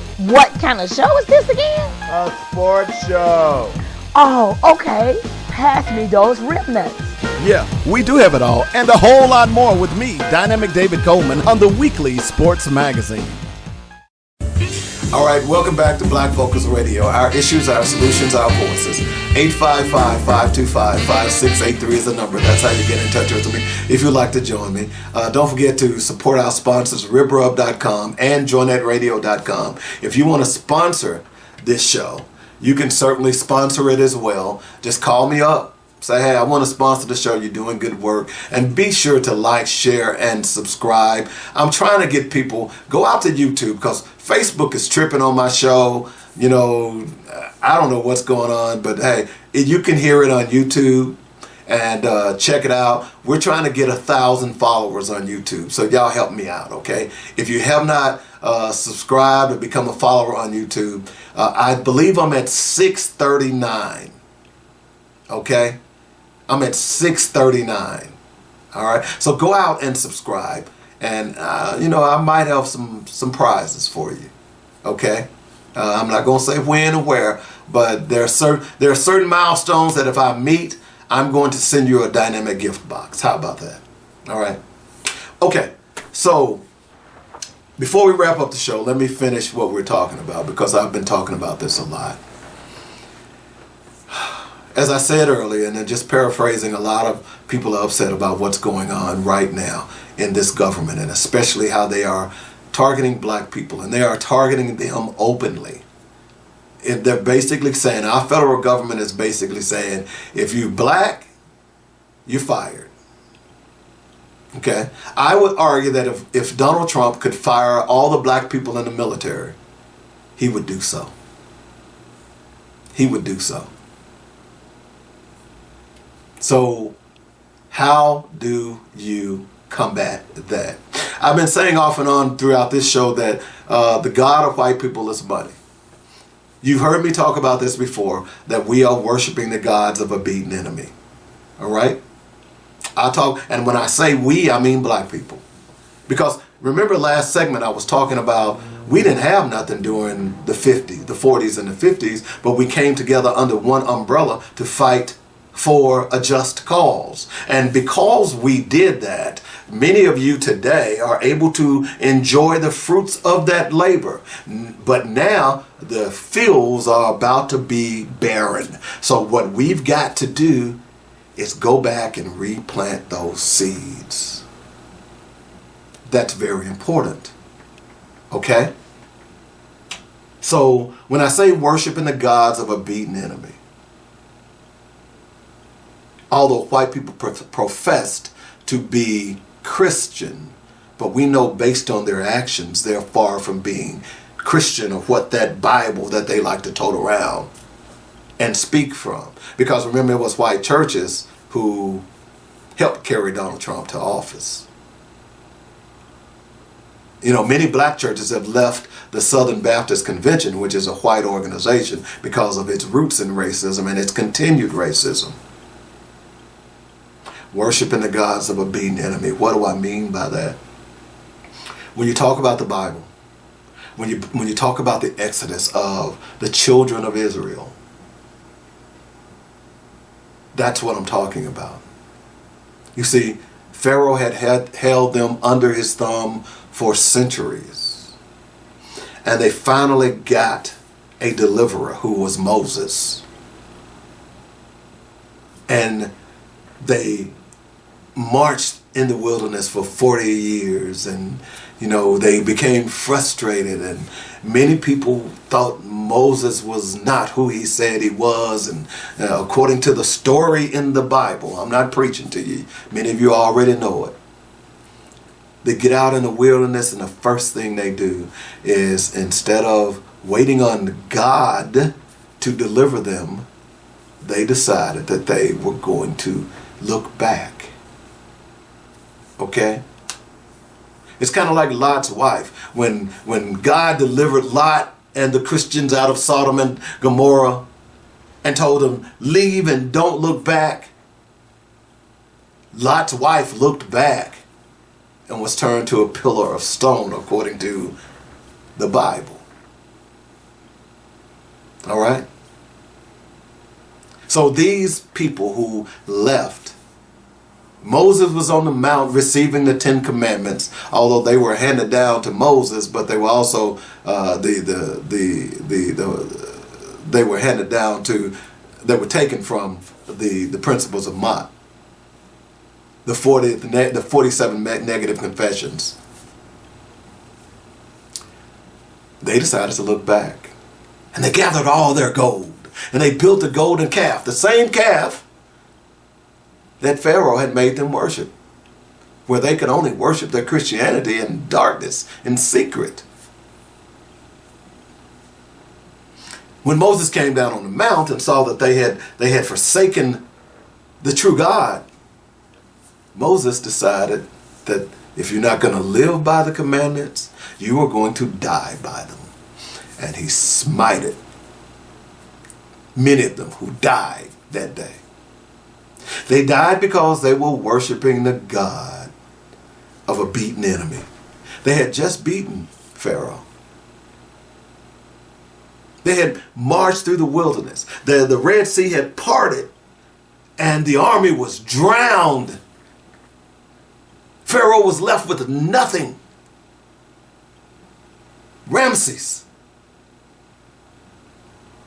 And after all of that, they still worship the gods of a beaten enemy. Now, I know what you're asking, and we're going to wrap the show up. You see, we went through all of that ourselves. We went through slavery. We went through the black codes. We went through the Red Summers. We went through Jim Crow. We went through the civil rights battles and the Edmund Pettus Bridge, Little Rock Central. It goes on and on and on. Across this nation, black people were delivered from their suffering by hard work and moving forward and saying, we are men and women and we're not going to take this anymore. And then the 70s hit. We were able to move into white neighborhoods. We were able to buy fancy cars and designer clothes. We were able to date white women and have babies by white women and have babies by white men. Despite what we were hearing, what I played earlier about Ronald Reagan calling black people and Africans monkeys who don't like wearing shoes. Despite Ronald Reagan and the Iran-Contra controversy and putting crack cocaine into our communities. Despite all of that, we said, hey, we're going to go worship his God. That's money. And we saw it. We got more black millionaires today than we've ever had in our life. Many of them being just like the white millionaires. Many of them supporting Donald Trump and his bigotry and racism. We're worshiping the gods of a beaten enemy, folks. And until we figure that out, we're going to continue. Because we have the power. The one thing that's going to come out of Friday, I hope, and I hope a lot of people participate, but there are a lot of y'all, man, I ain't going to participate. What them N-words going to do? Them N-words always, you ain't going to tell me how to spend my money. If I need something, man, y'all know how we are. That's why we can't win, because we're so stupid. We're so selfish. We want to continue to worship the gods of the beaten enemy. And I'm hoping Friday, those who decide to participate, that it sends a message. But I'm hoping that you just don't send a message.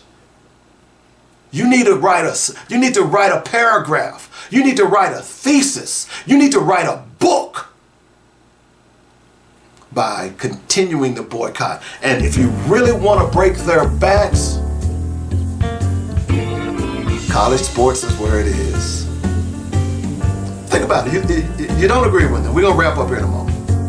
Think about this. Remember the last time that there was a boycott of the NFL or your favorite sports franchise? You remember that? What you do on Sundays? Well, we don't have to worry about it. Remember when there was COVID and they weren't playing? What you do? What your white buddies do? You think it won't be impactful? Just think back to how difficult it was to watch sports during COVID. on that note, I'll let you be. I hope you enjoyed the show. It's called Black Focus Radio. Our issues, our solutions, our voices. On JoinNetRadio.com. Support our sponsors, RibRub.com and JoinNetRadio.com. Don't forget to like, share, and subscribe. We're trying to get to 1,000 listeners. I know y'all be listening. Y'all just won't subscribe. Y'all afraid? We're trying to get to 1,000 listeners on YouTube. Like, share, and subscribe. I need your support if you want to continue this show. I hope you all have a fantastic day. And we'll be in touch. Remember, the ultimate measure of a man is not where he stands in moments of comfort and convenience, but in times of challenge.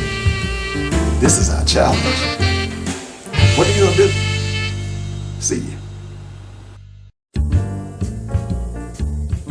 You've been listening to Black Focus, where we discuss our issues with our solutions and our voices. Join us every weekday afternoon at 1 p.m.